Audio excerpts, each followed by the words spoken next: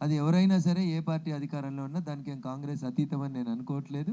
రేవంత్ రెడ్డి గారికి నేను ఇందాకే చెప్పినట్టు in front there is a crocodile festival sir, definitely he has to face it.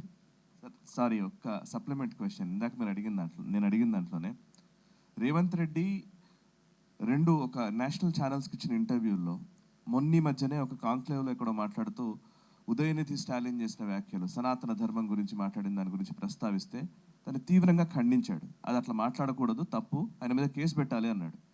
Though DMK party ఇండి అలయన్స్లో భాగంగానే ఉంది. ఇంకోవైపు ఏమో మీకు కేంద్ర ప్రభుత్వం రాష్ట్ర ప్రభుత్వాలకు సహకరించట్లేదని, ఈ డివాల్యూషన్ ఫండ్స్లో కరెక్ట్గా నిధులు రావట్లేదని ఒక ప్రశ్న ఒక జర్నలిస్ట్ అడిగితే, నాకు అట్లాంటి ప్రాబ్లం ఏం లేదు, నాకు బాగానే ఉంది, కేరళకు కర్ణాటకకు ప్రాబ్లం ఉంటే పర్వాలేదు, దానికి నాకు సంబంధం లేదు అని చెప్పాడు. రెండోది. మూడోది, ఇప్పుడు ఇవాళ ఇందాక మీరు ప్రస్తావించిన కమ్యూనిస్టులు కాదు కమ్యూనలిస్టులు అని మాట్లాడిన మాట కావచ్చు. సో బీజేపీకి అనుకూలమైనటువంటి వ్యాఖ్యలే రేవంత్ రెడ్డి చేస్తున్నారు అనేది ఒక అంశం. ఈ మధ్య అదాని గురించి రాహుల్ గాంధీ అక్కడ తిడుతూ ఉంటే అదానిని డైరెక్ట్గా ఇక్కడ తీసుకొచ్చారు, ఇక్కడ ఇన్వెస్ట్మెంట్స్ పెట్టించారు. అటు కేటీఆర్ ఏమో రేవంత్ రెడ్డి ఎలక్షన్స్ తర్వాత రేవంత్ రెడ్డి బీజేపీలో జాయిన్ అవుతారంటున్నారు.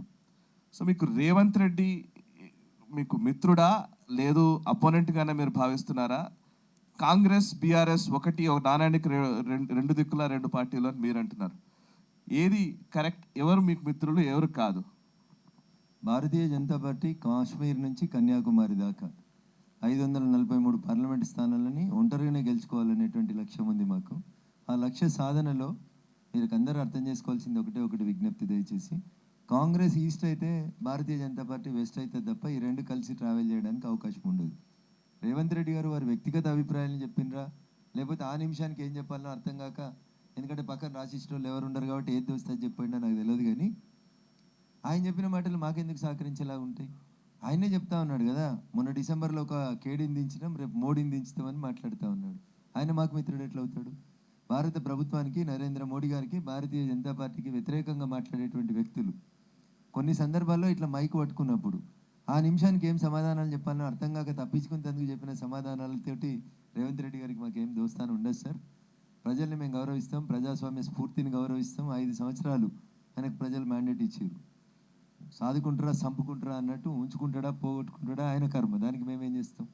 నేను ఇందాకే చెప్పిన, ఆయన కుర్చీ గుంజేటోడు ఎవడన్నా ఉంటే ఎడమ పక్కన ఉన్నాడో కుడి పక్కన ఉన్నాడో గుంజుకోవాలి. ఆయన ఎవరిని కూర్చోబెట్టుకుంటుండ అనేది ఆయన ఆలోచించుకోవాలి. దానికి మాకేం సంబంధం ఉంటుంది సార్?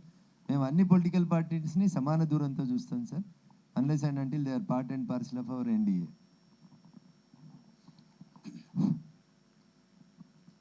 రఘునందన్ గారు, భారతీయ జనతా పార్టీ కేంద్రంలో ఏం చేసింది, మోడీ గారి ప్రభుత్వం ఏం చేసింది అనేది మీరు క్లియర్గా చెప్పారు.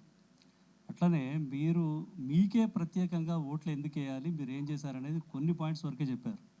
ఇప్పుడు నేను అది క్లియర్గా అడుగుతున్నా, మీకు రఘునందన్ రావు అనే వ్యక్తికి మెదక్ పార్లమెంట్లో ఓటు ఎందుకు వేయాలి? అదొకటి. తర్వాత దేశవ్యాప్తంగా మోడీ హవా ఉంటే ఇక్కడ భారతీయ జనతా పార్టీ డెఫినెట్గా ఇక్కడ రాష్ట్రంలో అధికారంలోకి వస్తుంది అనే స్థాయి దాకా తీసుకుపోతే, ఆ తర్వాత జరిగిన సంస్థాగత మార్పులు కానివ్వండి, ఇంకేం మార్పులైన తర్వాత కూడా ఇక్కడ అధికారంలోకి వస్తుంది అనుకున్న దశలో కేవలం 8 సీట్లకు మాత్రమే మీరు పరిమితం అయిపోయారు. అది అక్కడి నుంచి ఇప్పుడు 10 సీట్లు 14 సీట్ల దాకా మేము గెలుస్తాం, అత్యధిక సీట్లు మాకే వస్తాయని చెప్తున్నారు. అది ఏ విధంగా చెప్పగలుగుతారు? తర్వాత ఇంకొక విషయం ఏంటంటే, రేవంత్ రెడ్డి గారు బీఆర్ఎస్కి బీజేపీకి బాగా మిత్రబంధం ఉంది, వాళ్ళు బాగా కలిసిపోతున్నారని చెప్పి నిన్న ఉన్న మీటింగ్లో కూడా మాట్లాడుతున్నారు. దాన్ని ఎవరు కూడా మీరు పూర్తి స్థాయిలో ఖండించలేకపోతున్నారు. దానికి కూడా మీరు సమాధానం చెప్పండి ప్లీజ్. సో ఎన్ఫోర్స్మెంట్ డైరెక్టరేట్ అనేటువంటి కార్యాలయానికి సంబంధించిన అధికారులు కవిత గారిని పిలిచే కంటే ముందు శ్రీమతి సోనియా గాంధీ గారిని కూడా ఈడీ ఆఫీస్కి పిలిచిండ్రు, రాహుల్ గాంధీ గారిని కూడా ఈడీ ఆఫీస్కి పిలిచిండ్రు. ఆఖరికి ప్రియాంక వాద్రా గారి భర్త రాబర్ట్ వాద్రా గారిని కూడా పిలిచి 8 గంటలు 14 గంటలు కొన్ని పేపర్లు గ్రిల్ చేసినాయి అన్నారు, కొన్ని పేపర్లు చిల్ చేసినాయి అన్నారు, కొన్ని పేపర్లు ఇంట్రాగేషన్ చేసినాయి అని చెప్పారు. మొత్తానికైతే ఈడీ కార్యాలయానికి శ్రీమతి సోనియా గాంధీ గారు, రాహుల్ గాంధీ గారు, రాబర్ట్ వాద్రా గారు కూడా ఆహ్వానించబడ్డారు, ప్రశ్నించబడ్డారు, క్రాస్ చెక్ చేయబడ్డారు. మరి సోనియా గాంధీని అరెస్ట్ చేయలేదు కాబట్టి Congress party BRS party Congress party BJP party ఒకటని ఎందుకు మాట్లాడతలేరు? కొంతమంది టీవీ ఛానల్ మిత్రులు, కొంతమంది టీవీ ఛానళ్ళు నడుపుతున్నటువంటి యాజమాన్యాలు వాళ్ళ వ్యక్తిగతమైనటువంటి ఎజెండా కోసం ఎర్ర జెండా ఎలిసిపోయింది కాబట్టి, ఎర్ర జెండా పేరు మీద జనంలోకి వస్తే మాకు గుర్తింపు లేదు కాబట్టి మేము ఏదో ఓ టీవీ ఛానల్ పెట్టుకొని ఆ టీవీ ఛానల్ పేరు మీద మా మొదటి ముద్దాయి లేదా మొదటి శత్రువు భారతీయ జనతా పార్టీ కాబట్టి వాళ్ళని విమర్శించడం తప్ప ఇంకొకటి కాదు. భారతీయ జనతా పార్టీ పుట్టినటి నుంచి రేపటిదాకా ఎప్పటికైనా ఒకే స్టాండ్ మీద ఉంటుంది, ఒకటే రకంగా పోతూ ఉంటుంది. కాబట్టి సోనియాని అరెస్ట్ చేయలేదు కాబట్టి కాంగ్రెస్ బీజేపీ ఒకటని ఏ ఛానల్ కూడా చెప్పలేదు. కానీ కవితను అరెస్ట్ చేయకపోతే మాత్రం బీజేపీ బీఆర్ఎస్ ఒకటని నచ్చిన వాళ్ళు నచ్చిన వ్యాఖ్యానాలు చేసిర్రు. అమాయకులైనటువంటి మా తెలంగాణ సమాజాన్ని నమ్మించడం లోపల వాళ్ళు సఫలీకృతమయ్యారు తప్ప సంస్థాగతంగా ఏదో జరిగింది, ఇంకోటి జరిగింది అనేటువంటి మాటలు నేను నమ్ముతలేను. 2023 నవంబర్లో ఎన్నికల కంటే ముందు రాష్ట్రంలో ఏ వాతావరణం అయితే ఉందో చంద్రశేఖరరావుని ఇంటికి పంపిద్దాం, ప్రత్యామ్నాయంగా కాంగ్రెస్ని తెచ్చుకుందామని ఎట్లయితే ప్రజలు భావించిండ్రో ఇప్పుడు 2024 ఏప్రిల్కి వచ్చేసరికి ప్రజలు అట్లే భావిస్తూ ఉన్నారు. కాంగ్రెస్ ఇచ్చిన బూటక హామీలను పక్కకు పెట్టి ఈరోజు ఖచ్చితంగా మనం భారతీయ జనతా పార్టీని, నరేంద్ర మోడీ గారిని మళ్ళొకసారి అధికారంలోకి తెచ్చుకోవాలని ప్రజలు చాలా సంపూర్ణమైనటువంటి విశ్వాసంతో ముందుకు పోతా ఉన్నారు. ఖచ్చితంగా పోతాం. మీరు అన్నారు అప్పుడు రాలేదు, ఇప్పుడు ఎట్లా వస్తాయి మీకు అని అన్నారు. 2018 నవంబర్లో మేము గెలిచింది ఒకటే సీటు, మాకు వచ్చింది 7% ఓట్లన్నా. కానీ 4 నెలల తర్వాత ఏప్రిల్ 2019లో పార్లమెంట్ ఎన్నికలు జరిగితే మాకు వచ్చింది 21% ఓట్లు వచ్చినాయన్న. 4 పార్లమెంట్లు గెలిచినాం. 21 అసెంబ్లీ స్థానాలలో భారతీయ జనతా పార్టీ మిగతా 2 రాజకీయ పార్టీల కంటే ఎక్కువ ఓట్లు తెచ్చుకుంది. This I'm comparing with 2018 November నుంచి 2019 డిసెంబర్ లెక్కలు చెప్తా ఉన్నాను. అసెంబ్లీకి వచ్చిన 7% ఓట్లు, పార్లమెంట్కి వచ్చినాయి 21% ఓట్లు.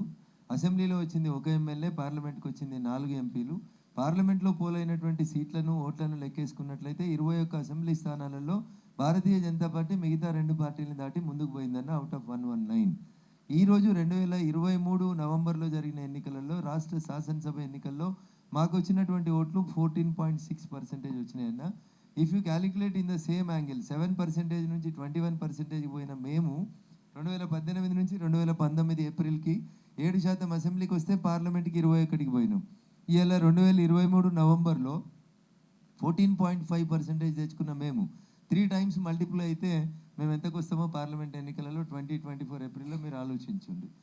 దాదాపు 44 నుంచి 45%కి ఎదుగుతుంది. కాబట్టి మేము డబుల్ డిజిట్లో గెలుస్తాం. We are only the party which is going to lead majority seats in Telangana also.